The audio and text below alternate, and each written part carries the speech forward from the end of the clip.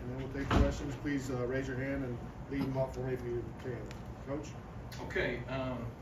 Yeah, obviously, disappointing to come away with a loss, and with a group of guys that played very hard, very physical in the game, left it all out on the field. We asked a lot of our experienced players, asked a lot of some young players that had to step up in some big moments, and I thought our players played extremely hard. So it's always challenging. The game does not always reward you for your effort, and our guys certainly recognize the reward and consequence of wins and losses, and how hard you have to be able to continue to work through adversity. I thought they had a really good mentality, took great ownership, us as coaches, them as players, together as a football team, in terms of identifying the things that we've got to continue to build in consistency, so that we can have success in the end and find a way to win. We had 11 game changers. We had 3 takeaways, 3 sacks, 3 3-and-outs, and then 2 4th-down stops in the way of missed field goals that we were able to kind of hold in that high red zone area. I thought we actually stopped the run well outside of 3 explosive plays, and so you look up, obviously the yardage is not what we want, but you look at how they got those yards. It wasn't 7-8 yards a carry. It was 3 explosive plays given up. One of them obviously being a quarterback scramble. One of them we were able to create a takeaway on, and then a misfit, a misleverage. We let a guy outside, and they were able to hit a 35-yard chunk on us. So those are things that have to continue to work to get cleaned up. I think that's some of the consistency and execution that we have to continue to provide and build, that we're not there yet, and those explosives obviously are costly. For us, discipline to do your job over and over again is the key, especially against a team like that that can create explosive plays. I thought there were a lot of great things to point to, but ultimately, you look at it, our goal of the week was 12 game changers. We got 11. It kind of felt like that was the game, as we ultimately needed one more stop. We needed one more play from a defensive perspective in order to win the game, and we came up short. Those are hard things to deal with as a team, but our players, I think, are ready to go to work and to respond, and some young players that have stepped up last week and are going to be asked to step up moving forward as well, and so I think they're all ready for the challenge. I talked to the players yesterday. All that should be on our minds is, what do we have to do to beat Missouri on Saturday? And anything outside of that is a distraction, and does not keep focus on the main thing. And ultimately, during adverse times, right, that's what you have to do, is keep the main thing, stay focused on the task at hand. And I think our guys are doing a really good job in that. Moving forward to Missouri, certainly a lot of familiar faces and I guess familiar schemes. Eli Drinkwitz and I have known each other for a long time. Both grew up in Northwest Arkansas. Their defensive coordinator, Corey Batoon, was my defensive coordinator at South Alabama for the last 3 years. Worked for my dad for a number of years. So obviously, system, scheme-wise, right, there's a lot of similarities. And then, very impressed with Kirby Moore and what they've done offensively. You see elements to what Drink has done over the years, under even going back to Gus Malzahn and some of the things that he was doing at App State and NC State, and then certainly you see a lot of the flavor even of some of the things we do offensively under Kirby Moore. And so a lot of formations. They're certainly explosive on the outside. A lot of different things and pictures that they're going to show you. They've got a really dynamic passing game with an experienced quarterback. I think the dude is a extremely tough player.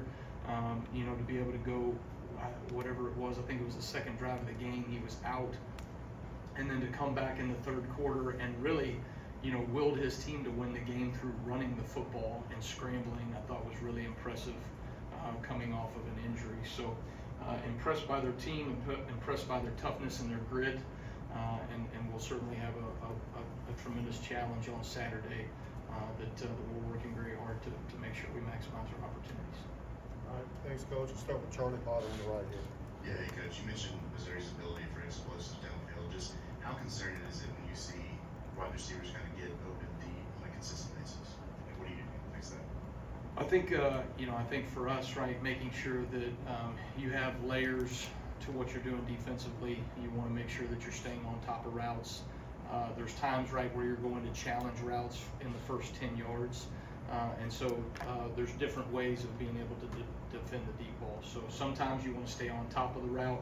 Sometimes you want to defend it right where you're challenging things in the first 10 yards. And even though you may be, step for step with a guy or whatever it may be, you've disrupted the timing of the route to eliminate some of the deep threats as well. And I think, those are the things that you've got to just continue to be able to work in and mix it. And pressure is most certainly a huge piece to being able to defend some of the long throws downfield as well. Got 2 questions on that side. We'll go to Chase and Colin. You mentioned at the top some young guys had to step in and play football. I assume 2 of those you're talking about are Mack and Bray Hubbard. How did they play in your opinion? Well, I thought Bray really did some great things in the game. Obviously had a huge 3rd down stop when we needed to go 3 and out in that scenario right there and get the ball back for our offense, and he made a hell of a play. I thought he did some really good things in the game. King was asked to do a tough deal. He's played multiple positions, both our field safety and our nickel, the Husky position, and I thought he battled his tail off and made some plays. And ultimately, I know he would have loved to have had that last touchdown back, but there's some things that we've got to be able to continue to clean up from a fundamental standpoint in man coverage that he did in certain plays, but ultimately a heck of a play by their team, not taking anything away from it, but certainly he and us would love to have that last touchdown back. Colin? Kind of on top of that, I mean, Keon Savage and Devonta Smith haven't left the field much for you guys, and I'm curious with what Bray did, with what King did, and some of the other guys that you mentioned, like what did you learn about your team depth after the Tennessee game, and how much it is to help them? Well, I think there's always a next man up mentality. Those guys have to be ready at a moment's notice. You talk about those things. You have a sense of urgency in practice. That the guys that are rolling with the 2s have to know that at any given moment, right, they could step in and have major impact on a game. Certainly a game like this where you had a number of DBs that went down, you can point to this to say, hey, this is why it's so critical, right, that you have the same level of urgency that the guy that may be going out with the starting defense, because at any given moment, right, you're going to come in and have a tremendous impact on the game one way or another, whether you're prepared for it or not. And so certainly I think our young guys, they seem to do that in practice. They have an urgency to be able to get in. Bray Hubbard was a great example of that. Goes about his business, workmanlike every single day, and really prepares with an expectation that he's going to go in, and he produced at a really high level. But it's certainly an opportunity for us to be able to point towards how critical practice habits have to show up one way or another in games. Go right up the middle here, Mike. How would you describe what happened on that illegal substitution penalty where it looked like Bowling was pushed King and then he went down? Yeah, I mean, guys, obviously, we tell guys if you're injured or if you're hurt or if you're, pulling up with a cramp, you got to go down in that situation.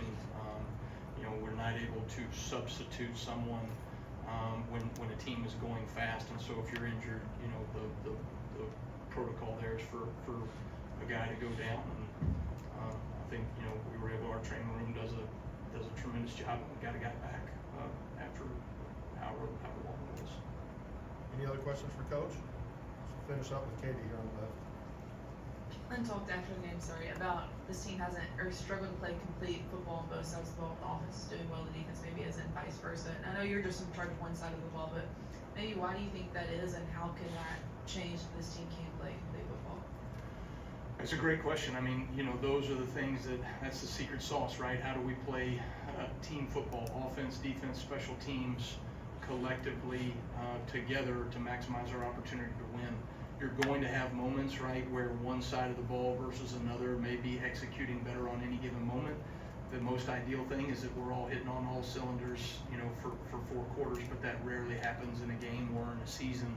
I think as you look at this, there are no excuses, right? The standard is the standard, and you have to find a way to win, and you have to find a way to play complementary football across the board. But these are some of the growing pains that we're going to deal with and continue to work through as a football team. But I think there's a ton of confidence in our players and coaches, and knowing that we are taking steps in a direction to be able to have great team chemistry. I think Kalen does a tremendous job with the culture of our program and the buy-in from our players. And when you have adverse situations like this, it's always about how you respond, and I think our guys have done a really good job in terms of their response, talking to them yesterday, and then certainly the demeanor that they have this morning. All right, thank you, Coach. All right, thanks guys, roll tide.